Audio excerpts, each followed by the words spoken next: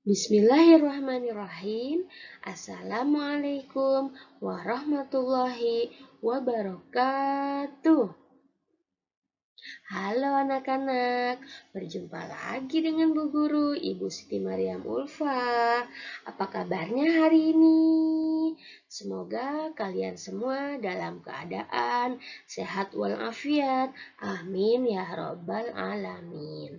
Anak-anak, hari ini kita akan belajar tema 7, perkembangan teknologi, subtema 2, perkembangan teknologi produksi sandang, pembelajaran yang ketiga.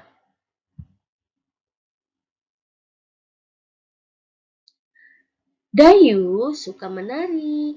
Ia menggunakan kain adat saat menari daerah. Kain adat saat ini sangat disukai banyak orang. Apa yang kamu ketahui tentang kain adat? Nah, di sini ada gambar beberapa kain adat ya anak-anak ya. Mari kita baca teks tentang kain adat bersama-sama. Kain adat Indonesia. Indonesia dikenal sebagai negara yang kaya budaya. Salah satu sebabnya karena wilayah Indonesia sangat luas. Setiap daerah di Indonesia memiliki budayanya sendiri. Salah satu kekayaan budaya Indonesia adalah kain adat. Setiap daerah memiliki kain adat. Kain songket dikenal sebagai kain adat orang Melayu. Kain sasirangan dikenal sebagai kain adat suku Banjar di Kalimantan. Orang-orang di Jawa memiliki kain batik dan lurik. Kain tenun dikenal sebagai kain adat dari Nusa Tenggara.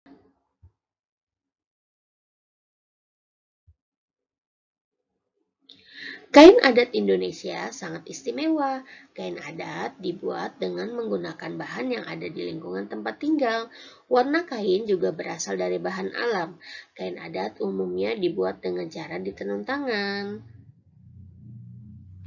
Kain adat memiliki banyak fungsi. Kain adat dapat digunakan sebagai bahan pakaian sehari-hari. Kain adat biasanya dipakai saat upacara adat. Kain adat juga banyak digunakan sebagai baju tarian daerah.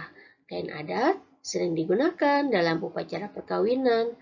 Di beberapa daerah, kain adat juga digunakan saat ada keluarga yang meninggal.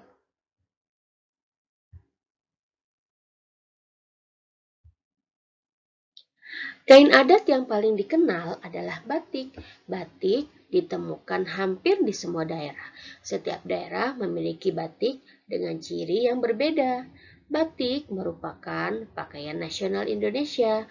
Sebagai rasa syukur akan kekayaan pakaian adat, bangsa Indonesia memperingati Hari Batik setiap tanggal 2 Oktober.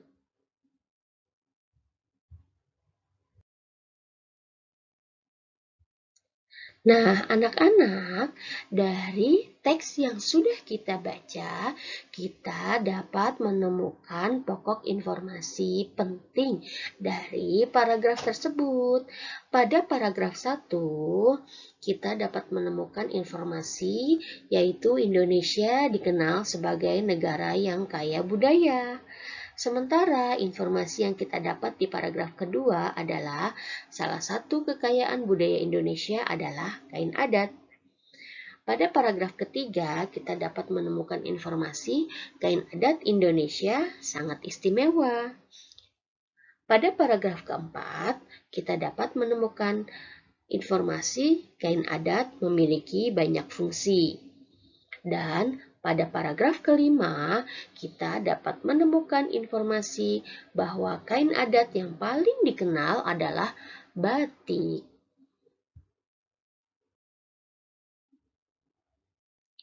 Anak-anak, negara Indonesia merupakan negara yang kaya.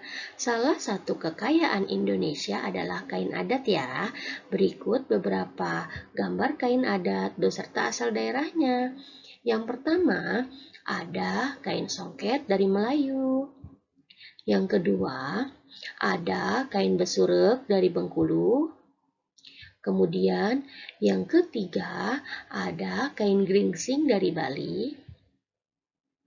Yang keempat ada kain sasirangan dari Kalimantan Selatan. Yang kelima ada kain sasak dari Lombok. Kemudian yang keenam ada kain ulos dari Sumatera Utara. Selanjutnya ada kain tapis dari Lampung. Dan ada kain batik dari Jawa. Bagaimana anak-anak? Bagus-bagus bukan kain adat Indonesia? Iya, selain motifnya yang beragam, juga motifnya sangat unik dan cantik ya. Nah, anak-anak, seperti yang kita pelajari terdahulu, bahwa kain adat ini dibuat secara tradisional, yaitu dengan menggunakan alat tenun tradisional ya anak-anak. Kemudian untuk pewarnanya pun kain adat berasal dari pewarna bahan alam ya, tidak menggunakan pewarna buatan. Nah, maka dari itu kita harus bersyukur karena kita tinggal di negara yang kaya akan adat istiadat, budaya, bahasa, bahkan kain adatnya pun beraneka ragam dan motifnya yang sangat bagus-bagus ya nak ya. Berdasarkan gambar yang sudah kita lihat, kita dapat membuat tabel kain adat dan asal daerahnya. Yang pertama, ada kain songket, asal daerahnya yaitu Minangkabau, Sumatera Barat. Yang kedua, ada kain sasirangan, asal daerahnya adalah Banjar, Kalimantan Selatan. Yang ketiga, ada batik, yaitu berasal dari Solo, Jawa Tengah. Yang keempat, ada kain tenun ikat, yaitu berasal dari Nusa Tenggara. Yang kelima, ada kain ulos yang berasal dari Sumatera Utara. Yang keenam, ada kain tapis berasal dari Lampung. Kemudian yang ketujuh, ada kain besurek berasal dari Bengkulu. Dan yang kedelapan, ada kain geringsing yang berasal dari Bali.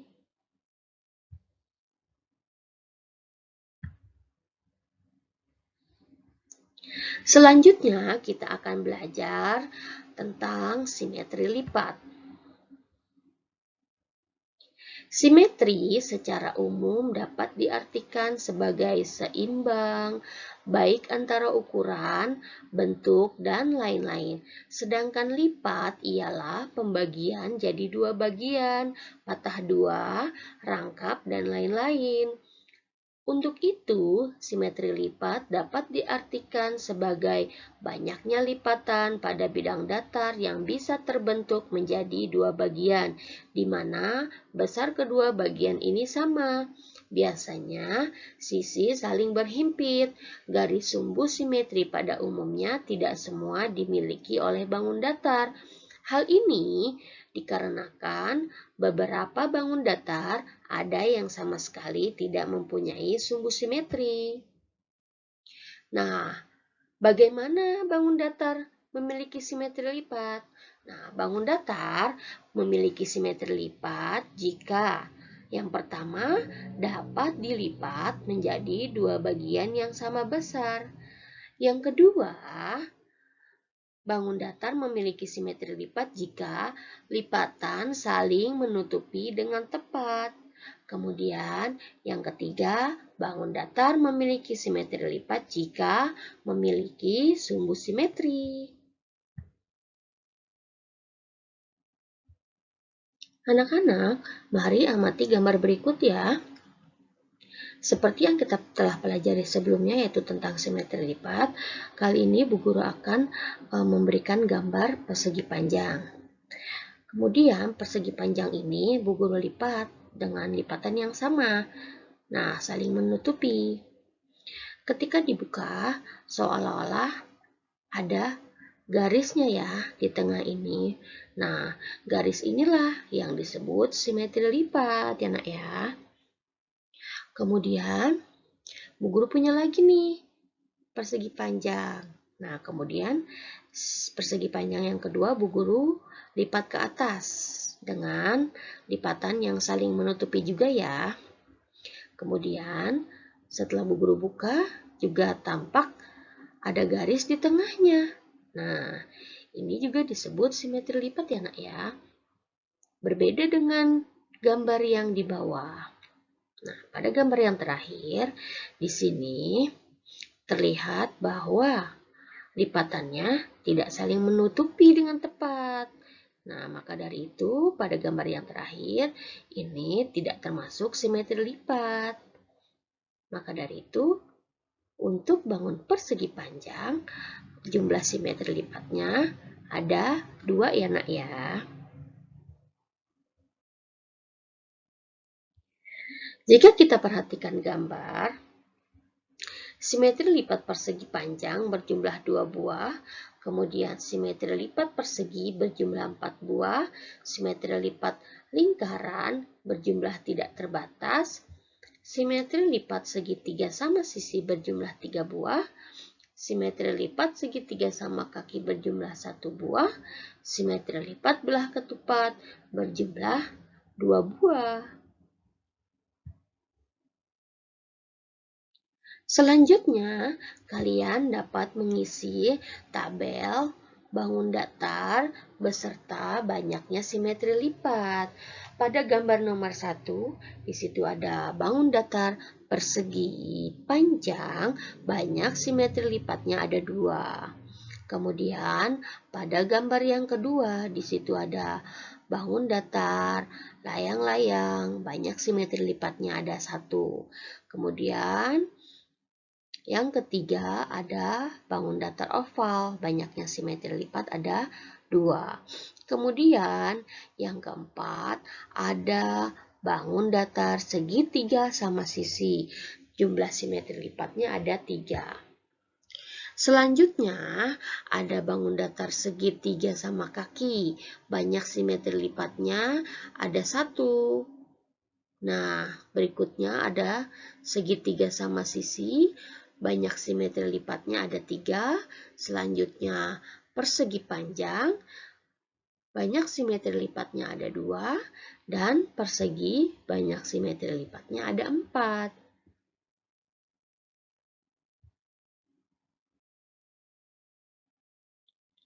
Anak-anak, amati gerakan berikut. Yang pertama ada gerakan memintal kapas. Pada gerakan memintal kapas, posisi duduk, lutut kanan menekuk ke atas, tangan kanan melakukan gerakan memutar ke arah depan, tangan kiri bergerak ke samping kiri, 8 kali 1 hitungan.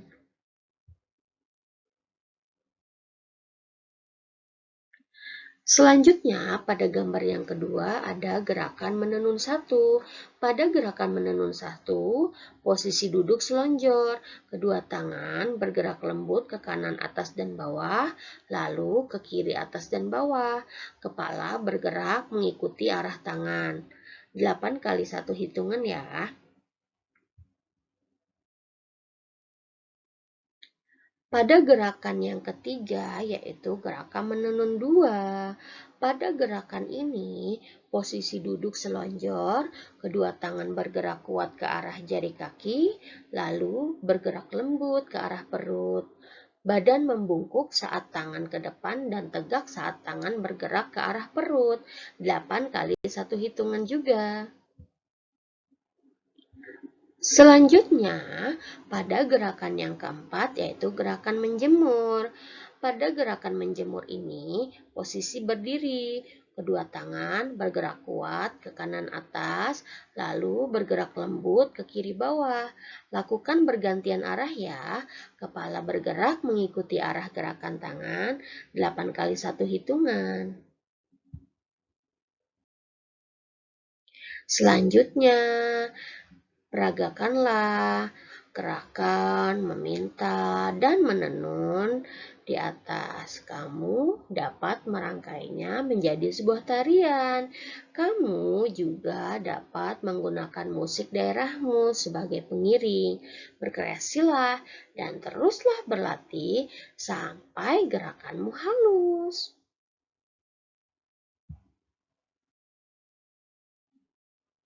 Alhamdulillah anak-anak, materi hari ini sudah selesai. Semoga apa yang telah Bu Guru sampaikan dapat kalian fahami dan ilmunya bermanfaat ya. Terima kasih anak-anak. Mari kita akhiri pembelajaran hari ini dengan mengucapkan lafaz hamdalah. Alhamdulillahirabbil alamin. Sampai jumpa lagi anak-anak. Wassalamualaikum warahmatullahi wabarakatuh.